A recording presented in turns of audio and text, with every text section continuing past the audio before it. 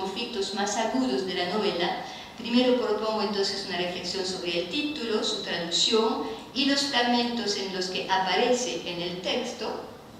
Y en segundo lugar, articularé esas observaciones con las polémicas en torno al feminismo de Petra Delicado, la protagonista.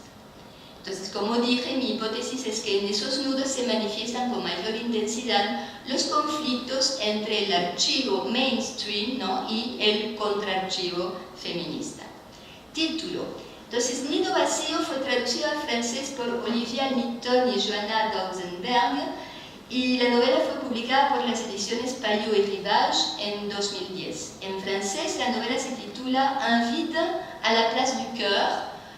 Creo que todos entendemos francés, no necesito traducirlo, ¿no? Un vacío en lugar del corazón. El lexema vacío se mantiene, pero el adjetivo que califica nido en el sintagma nominal español se vuelve sustantivo en el francés. El lexema nido desaparece, la traducción parece trasladarlo hacia el lexema corazón a partir de unos de los semas que lo componen y que comparten, así, ¿no?, según mi lectura, esas dos palabras: intimidad, centro, núcleo, sentimientos, emociones, interior, morada, así, ¿no? Pues se puede discutir y añadir otras cosas, son propuestas. Se pierden unos semas nucleares de nido, que es el lugar que edifican las aves para poner sus huevos y criar los polluelos, ¿no? Nide supone pluralidad, comunidad, crianza, familia. En cambio, corazón solo remite a un individuo. Nido vacío, claro, indica el estado paradójico de un lugar que se concibe para estar lleno, ¿no? Un vide à la place du cœur enuncia una situación anormal, un imposible, ¿no? Si corazón es el órgano vital, el ser humano, en este caso el animal, está muerto. Y si no se toma en sentido de órgano, una situación inhumana, deshumanizante, ¿no?, si se entiende corazón como centro de los afectos, pasiones y emociones. Nido vacío, ni vide, empty nest, es también un síndrome, abundantemente trabajado en las revistas de psicología o en las páginas web que dan consejos de autoayuda. Una serie de televisión estadounidense creada por Susan Harris, emitida para NBC entre 1988 y 1995, se titulaba Nido Vacío, Empty Nest, fue una de las más exitosas de su época. Una película argentina dirigida por Daniel Burman, también titulada Nido Vacío, salió en 2008. Entonces, estos datos nos indican que el sintagma nido vacío ya circula en nuestra cultura en tanto síndrome y en tanto título de obras de ficción. El título francés hubiera podido mantenerse, ¿no?, y apoyarse en esa circulación. A la vez podemos conjeturar que la brevedad sonora del sintagma francés ni vide quizás sea contraproducente para un título, también por las dos vocales cerradas, ¿no?, dos sílabas, dos vocales cerradas que pueden restarle impacto al título. Antes de analizar los dos momentos en los que aparece el título en la novela, conviene subrayar el archivo psicológico y de autoayuda, entonces, que conlleva el título en español, un archivo que la novela también cita varias veces, menciona varias veces de manera distanciada e irónica. Si consideramos que esos manuales, revistas y páginas web dedicadas a entregar soluciones a partir de recetas de psicología básica se dirigen en prioridad a un público lector femenino, entre comillas, notamos cómo el anclaje del título en el síndrome del nido vacío entra en la estrategia de reproducción y de construcción feminista de este archivo preconstruido como femenino desde el discurso médico autorizado. Desde Platón, ustedes saben, las mujeres siempre tenemos patologías que nos hacen diferentes, ¿no? Nueva versión moderna entonces de la histeria, el síndrome del nido vacío, no solo define a las mujeres como madres, sino como madres incapaces de soltar a sus hijos y que se vuelven locas cuando estos se escapan del nido. Ahora bien, la novela Nido Vacío se compone de dos líneas, el relato de la investigación y el relato marco, transtextual, que corresponde a la trama de la serie de novelas y a los personajes del equipo de Petra Delicado. En el relato de la investigación, las protagonistas víctimas son madres prostitutas que abandonan a sus hijas de 7 años o la venden a pornógrafos. Las niñas han desaparecido y se sospecha que además se han vuelto criminales. En el relato marco, transtextual, las relaciones entre los personajes desembocan al final, en el epílogo, en un triple matrimonio, ¿no? La protagonista concluye en las últimas líneas: lo que no mata, une. Lo que no mata engorda, ahora lo que no mata, une. Y concluye entonces Petra Delicado. Esa tensión, nido vacío, nido lleno, matrimonio, que cristaliza en ese happy end, ¿no?, paradójico de nido vacío, indica obviamente una reflexión sobre el matrimonio, la familia, esas instituciones domésticas que todavía hoy definen a las mujeres, a su destino, ¿no?, su función, su lugar en la sociedad. Una reflexión también sobre la ética del care, lo que las feministas identifican como ética del care, del servicio doméstico, muy importante en la actualidad del feminismo. ¿Cómo voy de tiempo? Pues ya iba a decirte que 3 minutos. 3 minutos. Entonces me paro únicamente en este ejemplo y no voy más lejos, hélas. Veamos ahora esos dos fragmentos. Ustedes leyeron el primero, aquí tenemos el segundo, en francés. Se puede observar una tensión interior-exterior, esa imagen del nido que convoca la idea de amparo y que delata la vanidad del nido cuando no queda nada que proteger. Las defensas contra el exterior se vuelven destructoras, ya que al separar el sujeto del mundo, le quitan las emociones que constituyen lo íntimo. El texto francés opera una serie de leves desplazamientos, se borra la metamorfosis del sujeto, no voy a entrar, bueno, se borra la metamorfosis del sujeto, también yo no sé cómo elegir entre lo que digo y lo que no digo. Para me había convertido en egoísta, l'égoïsme s'était emparé de moi, para intensificar la noción de amenaza exterior. Se disminuye el alcance de las emociones, mundo de las emociones, en francés simplemente les émotions. De la carcasa que puede connotar la muerte, solo se rescata la noción de armazón y se insiste en la noción de protección, adoptando la palabra carapace en francés, que es caparazón. Entonces, lo que notamos también es que esa imagen del nido vacío tiene un eco inmediatamente posterior en la novela en otra imagen de Garzón, de un cuadro. La conversación con un garzón surge la imagen de un cuadro y el subinspector describe el cuadro que todos nos hacemos con nuestra vida y explico que luchamos todo el día para que nadie dé una pincelada que no estaba prevista. Y Petra Delicado hace como el paralelo entre lo que ella piensa de sí misma y de ese nido vacío y lo que él describe como el cuadro cerrado, ¿no? Y entonces nido vacío, representa el resultado de una posición individualista, cerrada a toda empatía, como el cuadro de Garzón, que indica también una forma de encierro en un relato monológico. En ambos casos se cuestionan los beneficios de una frontera rígida entre un adentro y un afuera, se problematiza el estatismo y la indiferencia emocional, una contradicción que se puede relacionar con la tensión entre un etos viril y un etos femenino. Los dos personajes se han detenido a tomar cerveza y Petra se queja de la invasión turística.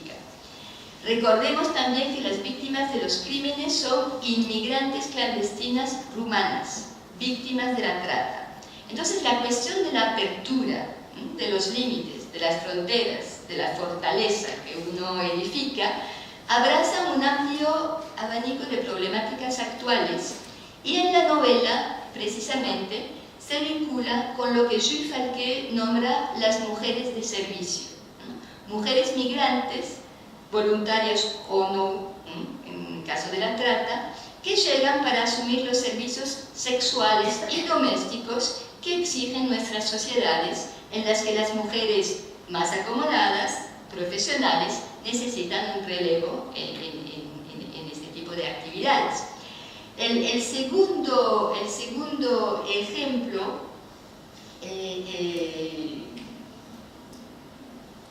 solo quiero mostrar un elemento de la polémica del segundo ejemplo. En el segundo ejemplo, el problema se plantea para hacer hablar un confidente. Y para hacer hablar un confidente, uno de los colegas de Petra le sugiere que mande a las dos agentes más jóvenes, porque el tipo no puede resistir a las muchachas, no le resiste a las chicas. Petra se pone muy nerviosa y de eso nada, olvídate, no haré nada que vaya contra de la dignidad de las mujeres. Y después Garzón le dice, pero eso es tu conciencia, ellas tienen derecho a decidir en su conciencia. Petra le opone el hecho de que ella es la jefe y que entonces no quiere ordenar, ¿no? Mandarles a hacer eso. Y Garzón está insistiendo en que ellas mismas son adultas y pueden decidir. Y entonces deciden ir y efectivamente se describe una escena de tortura. Están masturbando al confidente para hacerlo hablar y entonces interrumpen la masturbación antes de que se corra y el tipo está, entonces habla, ¿no? Y hay una escena sexual muy divertida de tortura con esa estrategia, digamos. Pero Petra Delicado está, claro, disgustada, y en español habla de misión. Y las chicas contestan, no tienen que preocuparse, inspectora, ha sido facilísimo. En francés se habla de rôle y se habla de jeu d'enfant. Entonces, ahí tenemos un desplazamiento respecto a la posición y al posicionamiento de Petra Delicado, que está consciente de imponerles, de hacer presión de alguna manera sobre sus agentes o sus subalternas para que jueguen ese papel sexual, ¿no? Y esa conciencia lo vemos en Misión. Acá, con Jouer su rôle, aquí tenemos una eufemización muy masculinista de lo que hacen esas mujeres.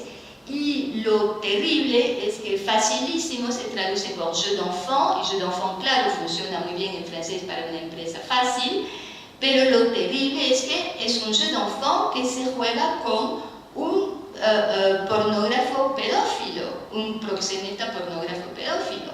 O sea, ¿qué es un jeu d'enfant, ¿no?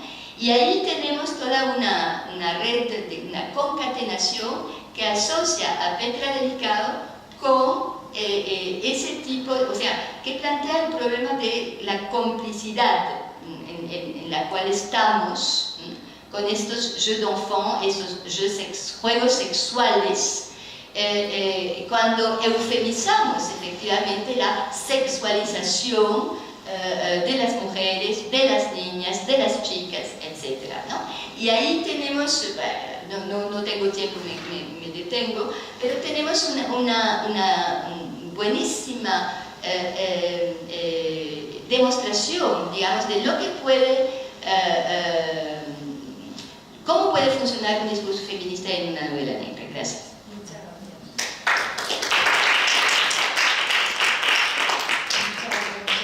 Siento cortar, pero...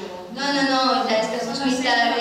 Yo he intentado ya, había cortado mucho, pero aún así, bueno, no sabe. Nuestra última comentario y análisis.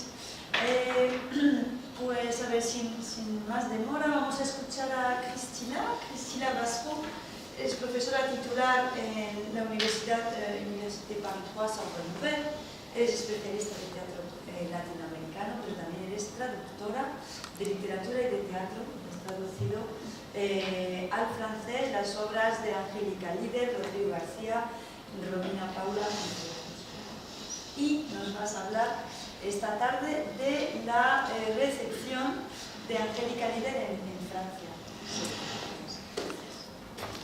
Bueno, como los demás, agradezco la invitación, agradezco que me hayan invitado aquí a hablar de Angélica Líder en una mesa en que me siento también un poco no totalmente legítima en la medida en que tampoco, bueno, como lo has dicho, soy más especialista como investigadora universitaria de teatro latinoamericano, pero es cierto que habiendo traducido a Angélica Líder podía hablar de su presencia en Francia y de las modalidades. En todo caso, gracias por haberme invitado a hablar del tema.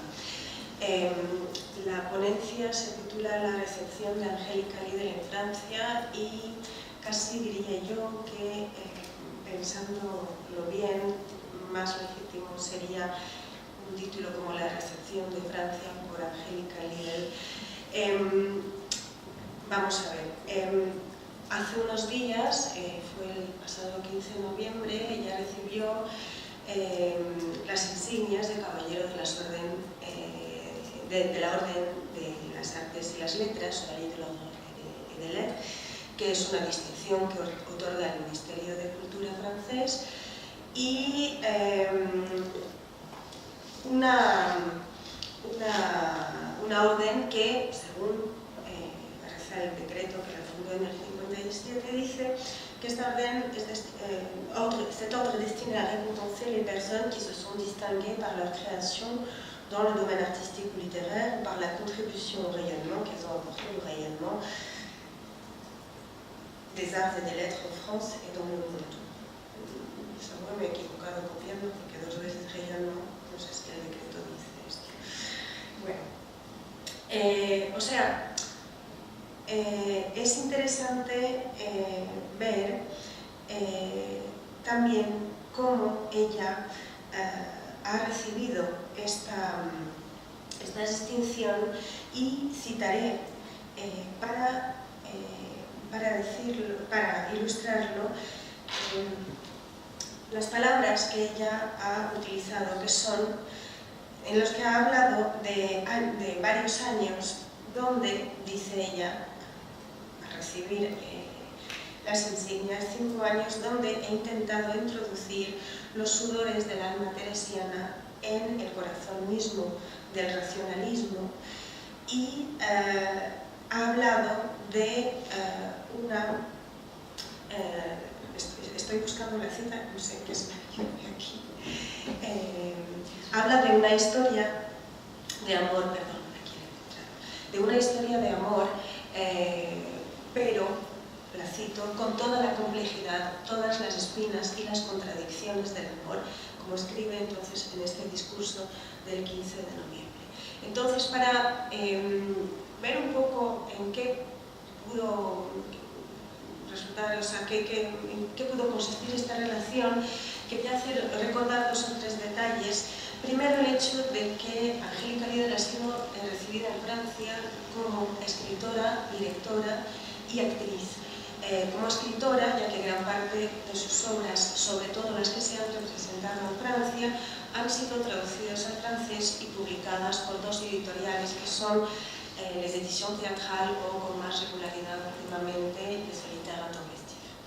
También como directora, en la medida en que sus puestas han sido programadas y en algunos casos coproducidas también por teatros o festivales franceses. Y como actriz o performer, según la apreciación de sus actuaciones, ya que actúa y a veces sola en todas sus puestas en escena, digo todas si se exceptúa su reciente puesta en escena de su obra Perro Muerto en Tintorería, en Berlín, con los actores de la Sorbonne. Como escritora, sus textos traducidos al francés han podido ser escuchados, puestos en boca de actores franceses cuando las han montado directores franceses, o leídos entre las páginas de los libros que se han publicado, o también en los dispositivos de sobretitulación, lo cual corresponde también a dos modalidades de lectura diferentes que tal vez hayan podido influir también en la recepción de Angélica Lidl en Francia, en la medida en que en general sus obras han sido traducidas y publicadas con ocasión de sus estrenos en Francia, salvo algunas excepciones, y son interesantes de subrayarlas. Y es interesante subrayarlas. Me refiero, por ejemplo, a Hystérica Passion, que ha sido traducida pero no publicada en el marco del Atelier Européen de la Traducción en la Scène Nationale d'Orléans. Otra obra importante, Belgrado, que es una obra que ha sido traducida y leída en el 2009 en el Festival La Mousson d'été. Ha sido publicada en francés en el 2010, pero sin que Angélica Lidl la haya montado nunca. Si hago esas precisiones es porque me parece bastante importante distinguir justamente las obras que han sido montadas por ella y presentadas en su propio montaje en Francia y las que han sido montadas por otros directores. Belgrado, pues, Angélica Lidl no la ha montado, pero sí ha sido leída públicamente en la Mousson d'été, en la Comédie Française y luego montada por compañías francesas. Volveré sobre el tema. Está también Perro muerto en tintorería, que ha sido traducida con una beca de la Maison Antoine Vitesse, pero que está todavía sin publicar en francés, que ha sido objeto de lecturas dramatizadas, una lectura dramatizada dirigida por Stanislas Nordet, la de Villeneuve-les-Avignon. O sea que también se puede ver o vislumbrar una de las características del sistema editorial francés en cuanto a repertorio teatral contemporáneo, que es que las obras generalmente se publican cuando se montan, a no ser que se publiquen en el marco de un evento particular, como fue el caso de su obra Y los peces salieron a combatir contra los hombres, en la traducción francesa también, que es un texto que ha llegado al público francés bajo la forma de una lectura, no dirigida por ella, por Angélica Lidl, sino por Muriel Mayet, que es actriz, directora y que fue administradora de la Comédie Française, en el marco del festival de la Mousson d'été también en Pont-à-Mousson. Es interesante porque esta fue una de las primeras obras publicadas en Francia dentro del marco de lo que se llamó la Saison culturelle européenne en France, bajo los auspicios de Culture France, que corresponde a lo que hoy se llama el Institut Français, de la Maison Antoine Vitesse, del Festival de Avignon, France Culture. O sea, hubo varios colaboradores en este proyecto editorial. Fue un primer reconocimiento importante de Angélica Lidl en Francia como autora. O sea, llegó también como autora, es un reconocimiento que llegó por el texto, mediante una lectura pública que llegó a una publicación. Pero es de notar que las obras que otros directores, que no sean Angélica Lidl, se han atrevido, entre comillas, a montar en Francia, son en parte las que ella misma no ha presentado en Francia. Es decir que si hacemos la lista vemos que son raras las puestas que han sido montadas por Lidl en Francia, o sea, por Lidl y por otro director o directora en Francia. Me refiero, por ejemplo, a Belgrado, nunca montada por Lidl y 2 veces montada en Francia, por Julien Fitzgerald y por el colectivo Lamet. De la trilogía Los actos de resistencia contra la muerte, de la cual forma parte El año de Ricardo, que fue presentada en el Festival de Avignon en 2010, en la puesta de Angélica Lidl con Angélica Lidl, pues de esa trilogía han sido montados Y los peces salieron a combatir contra los hombres, hubo varias puestas, y como no se pudrió, Blancanieves. Pero el año de Ricardo no se llegó a montar hasta muy recientemente, varios años después de que ella presentara su propia puesta en Avignon.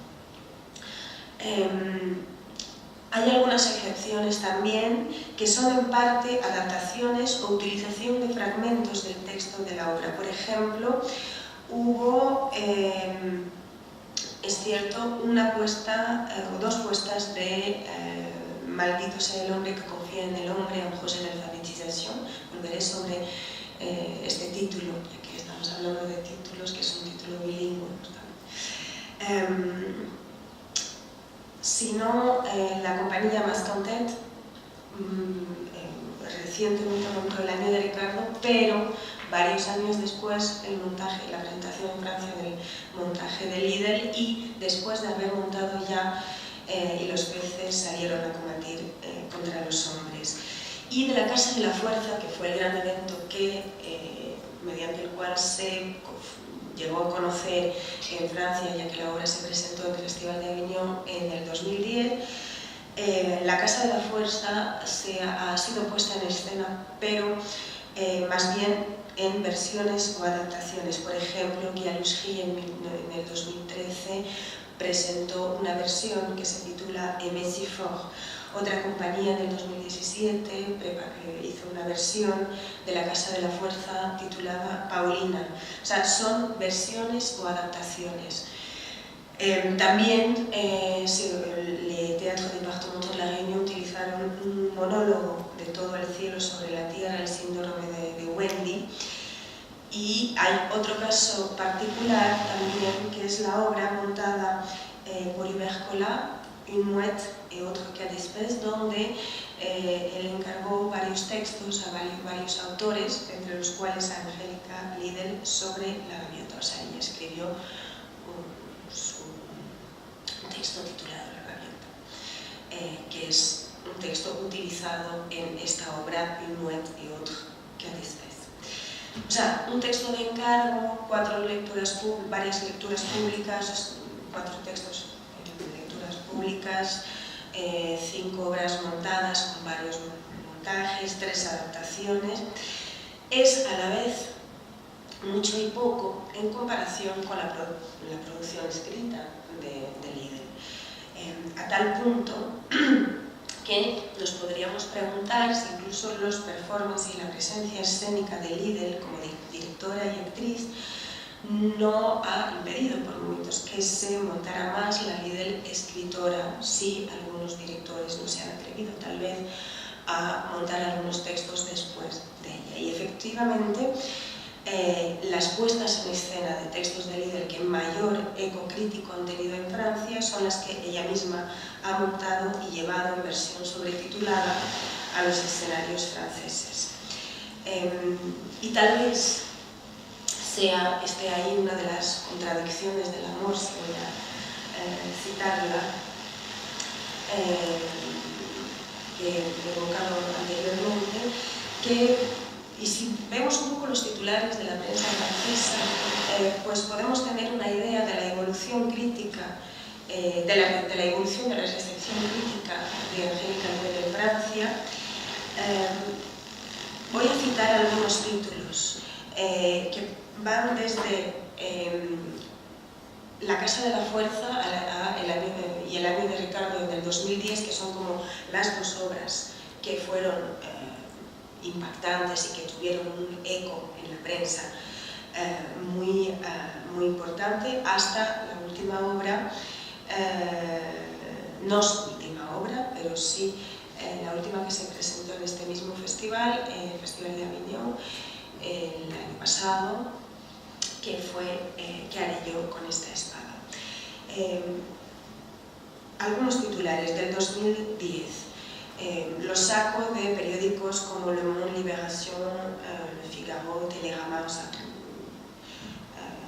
prensa francesa, grandes titulares de la prensa francesa. Lidl, en jeu de mots, MAUX, o sea, al mismo tiempo palabras y males. Une espagnole en colère, Angélica Lidl entre au Festival d'Avignon. Au Carme, La puissance et la rage, Lidl, Angélica des douleurs et des sombres songes, todos es del 2010. Angélica Lidl, naturellement shakespearienne, Le cri impudique d'Angélica Lidl, Angélica Lidl, La douleur de A a Z, en 2011 a propósito del abecedario. Angélica Lidl, Je vous le montre, Angélica Lidl sort de Ségoug, L'envoûtante enragée, y también algunos títulos más críticos. Hasta en las últimas producciones hemos podido notar que si la llegada de Angélica Lidl en el 2010 ha sido recibida de manera, no digo unánimemente, pero mayoritariamente positiva y entusiasta, hemos visto aparecer últimamente algunas críticas mucho más mitigadas, ¿no? O claramente a veces incluso negativas. Si tomamos incluso bastante duras, si tomamos los últimos espectáculos y el último en particular.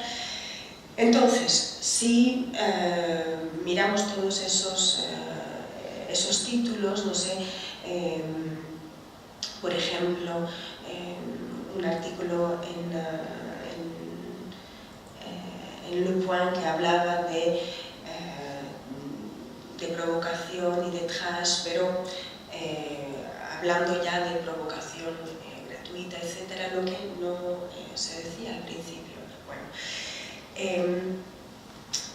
si retomamos todos esos títulos y todos esos artículos, podemos notar que hay puntos de vista divergentes, pero podemos notar también que el entusiasmo provocado por el descubrimiento de Angélica Lidl en los escenarios franceses como autora, directora y actriz terminó desembocando, en algunos casos, en una suerte de desamor, no unánime, pero sí una recepción crítica mucho más mitigada, como decías, que habla tal vez más del sistema teatral francés que de la obra de Angélica Lidl. Es interesante ver cómo se ha pasado del descubrimiento y del entusiasmo por la novedad hasta el rechazo a lo que se ha adulado al principio. Por eso retomaba esas palabras que ella utilizaba en su discurso de amor y de las contradicciones del amor, en que a veces ese desamor que se puede notar se parece a una rabia amorosa que tal vez, no sé, parta también de un malentendido. Lo digo porque su última obra presentada en el Festival de Avignon, Que haré yo con esta espada, que ha tenido una recepción crítica tan mitigada, es a mi modo de ver una de sus obras más ambiciosas y logradas. Es una apreciación personal, por supuesto, que no ha de ser unánimemente compartida. ¿Por qué hablo de un malentendido? Porque, bueno, tal vez, digamos, se exprese en uno de los títulos de prensa del 2010 de los que he hablado, Un español en colère. Dejo aparte la recurrente calificación de catalana que han utilizado varios críticos franceses, la de la catalana, porque ha nacido en Figueres. Sí, ya. Pero, o sea, no me refiero a esto cuando hablo de malentendido, más bien de la denominación Un español en colère. Y si digo malentendido es porque muy rápidamente Angélica Lidl dejó, a mi parecer, de ser no española, sino una española. Es decir, que su teatro difícilmente podía considerarse como una muestra de teatro español, lo cual se podría decir tal vez de cualquier autor mayor, cualquiera sea su nacionalidad, pero en el caso de Angélica Lidl también hubo bastante rápidamente una integración del hecho de que ella estaba actuando también en Francia. Philippe Lançon, que es crítico literario y de teatro también, en el periódico Libération, escribía a propósito de su obra You Are My Destiny, la violación de Lucrecia, escribía lo siguiente: L'amour c'est quoi? Une excavation violente, souvent belle, rarement infinie, toujours impossible, ni propre sur elle, ni sur les autres. C'est le centre de gravité et de déséquilibre du nouveau spectacle de l'espagnol Angélica Lidl. Habla de centro de gravedad y desequilibrio, que tal vez sea una de las claves que permite entender mejor, tal vez no, como decía al principio, la recepción de Angélica Lidl en Francia, sino la recepción de Francia por Angélica Lidl. Recuerdo, en el 2010 presenta La Casa de la Fuerza y Eladio Ricardo es un éxito absoluto. No unánime, pero gran éxito. En el 2011 presenta en el Festival de Avignon una nueva obra que se titula Maldito sea el hombre que confía en el hombre, un projet d'alphabétisation, que es un espectáculo que había estrenado previamente en Madrid y en el marco del Festival de Otoño y Primavera. Y ya es de notar el título en ambos idiomas, español y francés. La obra ha sido escrita en español, montada en español, con subtitulado francés y estructurada por un abecedario en francés. A comme argent, B comme bande, C comme comédie, D comme douleur, E comme enfant, etc., etc., con algunas palabras incluso, que incluso se referían a elementos claves de la cultura, para utilizar un término genérico francesa. J comme juillet, 14 juillet, C comme comédie, comédie française, y Z comme Zidane. Esa práctica planteó, por supuesto, también un problema de traducción, es decir, que el bilingüismo del título desapareció de la traducción francesa. El título en francés es Maudit soit l'homme qui se confie en l'homme, un projet d'alphabétisation.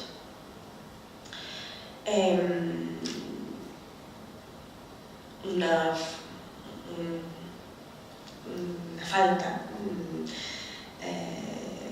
un problema de traducción que se resolvió, falta de mejor solución, con una nota de pie de página que es casi la confesión del fracaso del traductor, que fue una nota puramente explicativa que decía: les mots de cet abécédaire sont en français dans le texte.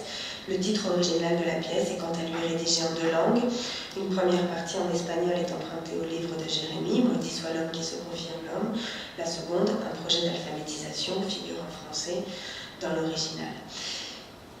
Y en aquella época le pregunté de ese alfabeto en francés, en una entrevista en que ella contestó lo siguiente: siempre tuve ganas de hacer un alfabeto, es un clásico. Me marcó mucho un alfabeto de Peter Greenaway. Vi la película cuando era muy joven y desde entonces tuve deseos de formalizar un alfabeto, elegir una palabra para cada letra. Al empezar a estudiar francés, todo cobró sentido. Me vi con 40 años repitiendo el alfabeto en un pupitre como si fuera una niña.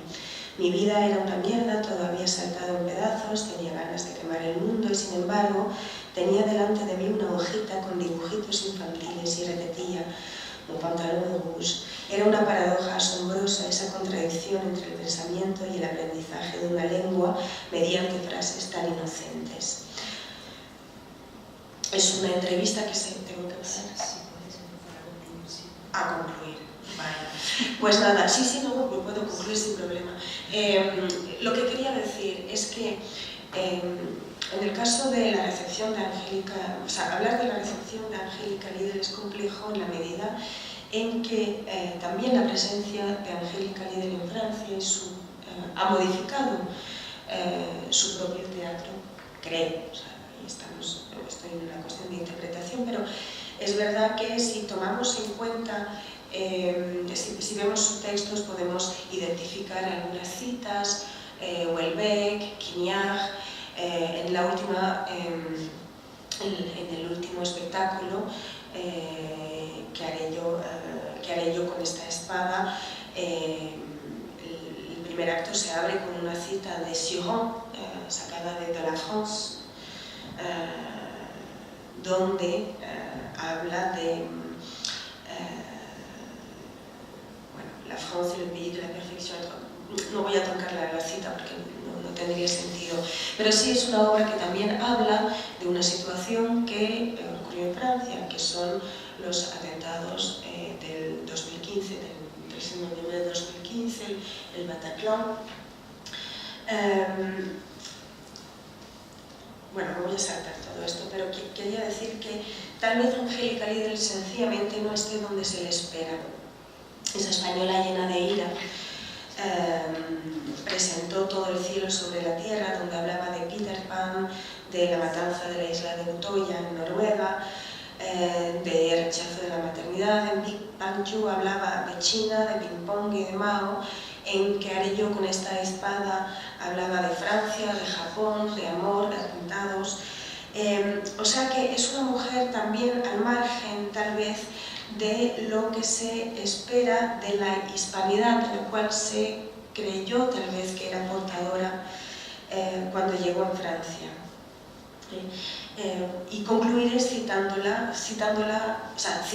su obra más bien, en ¿Qué haré yo con esta espada?, donde la historia de Francia se ve mezclada con una historia íntima. Hay un fragmento en que evoca la vida en un pueblo español cuando era niña y dice el texto, la obra, estoy hablando de la obra, dice el personaje: la única escapatoria posible de aquel cotolengo mísero, de aquellas arenas movedizas que me engullan, era soñar con París, soñar con París, soñar con París, soñar con París, soñar con París y hablar con Dios, y hablar con Dios, y hablar con Dios. Pero ya, este sería otro tema que no voy a tocar aquí. Muchas gracias.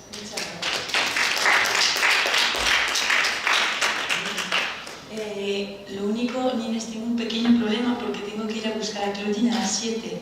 Entonces, antes de presentar, voy a presentar a Cristina y luego voy a tener que dejar, Nines, si me puedes sustituir en la última, lo siento muchísimo, pero bueno, como estamos así, bueno, ya lo sé, sí, es un... Entonces, bueno, Christina, tu es donc maître de conférence en littérature à l'université, mon Dieu, je vais écorcher son nom, Bosz-Loránd de Budapest. Tu diriges le département d'études françaises de l'Institut des langues et littératures romanes et tes recherches portent sur le Moyen-Âge et sur la littérature des 20e et 21e siècles. Ton groupe de recherche, Codil, construction discursive en histoire littéraire, a publié en 2011 une histoire de la littérature française en hongrois, la première depuis 1962, un ouvrage de près de 1000 pages dans lequel tu étais chargé des chapitres sur le XXe siècle, donnant une large part à la réception et la traduction hongroise. Alors, je cite donc le titre de... Non, je ne le cite pas, d'accord. J'ai fini mes installations. D'accord. Pardon. Donc tu vas nous parler des écrivaines françaises contemporaines publiées en hongrois et leur réception. Merci beaucoup, Christina. Merci beaucoup. Moi aussi, j'aimerais adresser mes remerciements à tous les organisateurs et surtout Nines, qui est le petit son de ces convives comme toujours. Pour me couler dans le moule, j'ai caressé l'idée, mais juste quelques jours, de vous parler de la littérature espagnole en traduction hongroise. Je ne suis pas hispaniste, donc ça n'aurait pas été très honnête. Mais ensuite, j'ai dû bien vite me rendre à l'évidence qu'elle était pratiquement inexistante, tellement peu de traductions que, ne serait-ce que pour faire ce constat, qu'avant, ce n'était pas la peine. Donc je suis un peu l'intruse aujourd'hui en vous parlant de la littérature en traduction, de la littérature française en traduction hongroise. Mais je pense qu'il y aura des choses en écho à plusieurs interventions. Donc, je me lance. Je voudrais vous montrer aussi un outil que j'avais à ma disposition. Alors excusez-moi, ça paraît un peu digressif, mon premier point, mais bien sûr, j'ai une arrière-pensée avec cela. Je vous ai déjà parlé, je pense, du livre de Anna Meignet, paru en 2013 sur la tradition de la littérature féminine, ou tradition féminine de la littérature, qui s'interroge sur l'importance d'une tradition bien à soi, comme elle dit, pour paraphraser le titre de Virginia Woolf qui a été cité plusieurs fois aujourd'hui. J'ai envie aujourd'hui de vous parler d'une traduction bien à soi. Je pense qu'en français, on dit maintenant bien à soi, et pas bien propre, n'est-ce pas? Oui. Non pas comme d'une nécessité, mais comme d'un constat, mais qui serait, je pense, lourd de conséquences. Donc je ne vais pas anticiper mes conclusions, mais je vais anticiper les conclusions parce que c'est dans cette direction que... la traduction de la littérature féminine, il me semble que c'est de plus en plus une affaire de femmes. Donc ce sont des traductrices en Hongrie qui traduisent, non pas seulement la littérature féminine, mais qui traduisent, qui font de la traduction littéraire, et ça porte certaines conséquences. Mais pour baigner cela un peu dans un constat plus général, je vous ai choisi une citation de la grande presse journalistique, donc ce n'est pas une analyse très en profondeur, mais je vous recommande ce blog d'Olivier Perira sur Mediapart, Perira, je ne sais pas comment on prononce. La culture depuis une vingtaine d'années ne consiste finalement qu'à explorer les moyens financiers et à trouver les solutions de plus en plus rocambolesques pour faire vivre les arts et le partage de la connaissance avec les citoyens. Les débats et consultations ou états généraux se concentrent invariablement sur les baisses de subventions ou plutôt la façon dont le saupoudrage financier doit s'organiser. Le système culturel français s'est peu à peu mué en un gigantesque outil de gestion de la précarité à tous les niveaux. Voilà, il exprime parfaitement l'état de la traduction littéraire et en général la précarité de la culture en Europe, je pense. C'est tellement généralisable, même si, bien sûr, cela n'est pas étoffé d'une analyse en profondeur qui mériterait de l'être. Alors, vous brossez un tableau complet sur la traduction, l'édition et la réception du roman français contemporain, de l'extrême contemporain plus précisément. Ce serait ici une trop grande entreprise. Je me consente de faire quelques observations à partir de travaux en cours.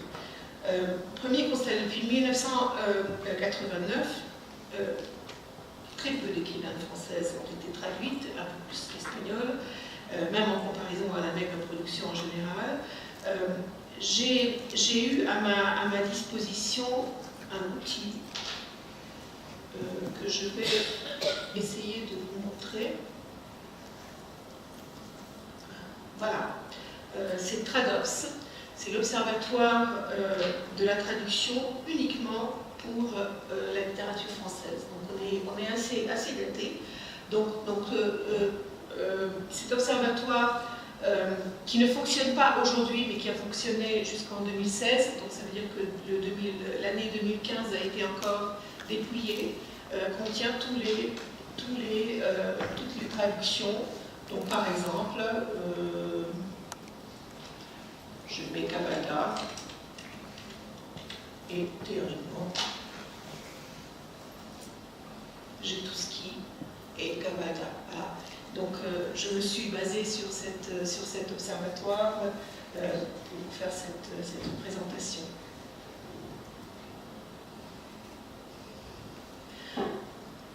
Et j'ai fait plusieurs recoupements. Bien sûr, j'avais des présuppositions, mais il fallait bien les prouver, les chiffrer. Donc, j'en étais à mes constats que je vous donne en préalable. Alors, cette base de données Tradops a déjà été dépouillée une fois par Thierry Fouilleul, qui était le lecteur à l'époque de mon département, en 2008. Et il a observé que la seule femme écrivain ayant atteint les 20 titres fut Juliette Benzoni. Donc la littérature, c'est du Middle House, je m'adresse à donc des romans. Juliette Benzoni.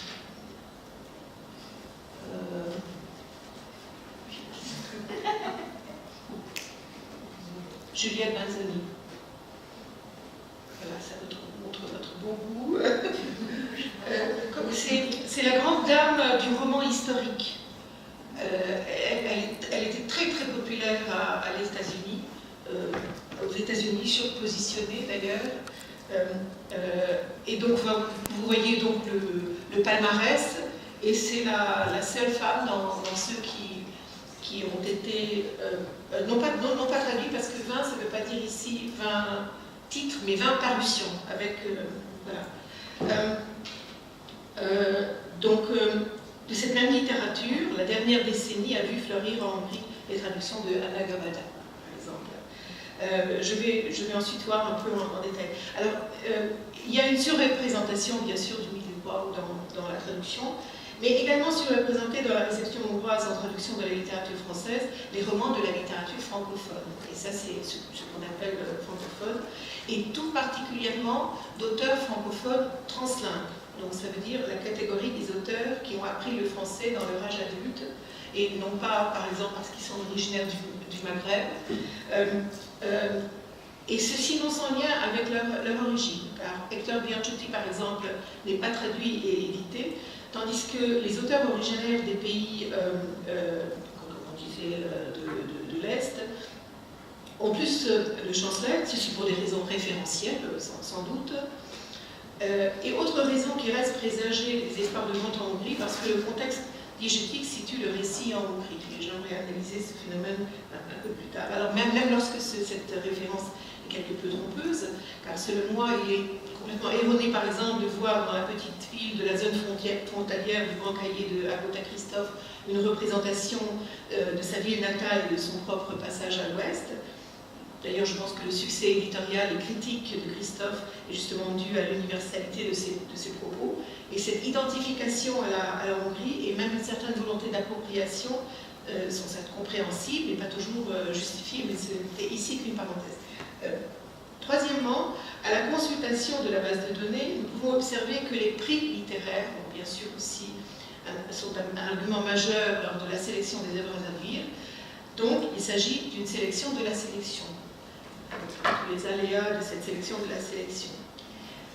Mais c'est une grosse généralité, c'est non sans surprise que nous constatons que le premier roman, par exemple, de Faizagen, dont j'ai parlé à midi, qui n'a pas été couronné de prix selon connaissance actuelle, c'est la littérature française contemporaine est citée, Kif Kif demain, fut traduit, et ceci relativement vite après sa sortie en France. Mais je pense que c'est un phénomène culturellement, dans les transferts culturels, bien identifié, cette espèce d'identification à la minorité. Mais ceci n'est pas aussi surprenant que je constate que l'éditeur et le positionnement qui fut le sien dans le paysage éditorial hongrois après 1989, Ulpius, c'était une jeune maison indépendante qui essayait de lutter pendant longtemps en refusant de s'embourber dans le système des subventions du livre. Toutefois, il faut noter que la traduction hongroise de Kif Kif demain fut publiée dans le cadre du programme de participation à la publication Kostolany. Donc ça veut dire que ce livre a bénéficié du soutien du ministère des Affaires étrangères françaises. Alors, Ulpius Haas était réputé pour ses publications de certaine qualité, enfin c'est là.